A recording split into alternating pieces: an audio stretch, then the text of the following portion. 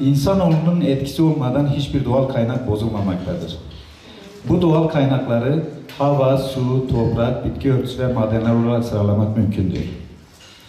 Bu doğal kaynaklardan biri de insanoğlu için hayata önem taşıyan çayır mera alanlarıdır. Ülkemizde 38,5 milyon hektar olan toplam tarım alanının yaklaşık olarak 8 milyon hektarını çayır mera alanları oluşturmaktadır.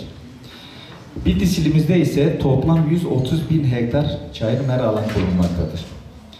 Dünyada ve ülkemizde bu denli geniş yer tutan çayır mera alanlarının yaban hayvanların için bir barınma alanı, kirli havayı temizleyen ekosistemin önemli bir öğesi, insanların psikolojileri üzerinde olumlu etki bırakan bir piknik alanı, sahip oldukları biyolojik çeşitlilik ile birçok bitki ve hayvan türüne ev sahipliği yapmaları, arıcılık için doğrudan üretim alanı olmaları, erozyonu önleyerek toprakları koruması gibi insanoğluna birçok alanda fayda sağlamaktadır.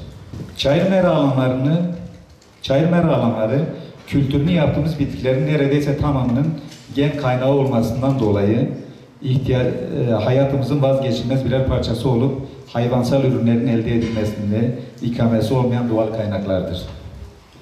Çayır mera alanları bu faydaların yanı sıra hayvansal besin ihtiyacımızı ve hayvanlar için gerekli kaba yem ihtiyaçlarını karşılayan en ucuz üretim kaynaklarıdır.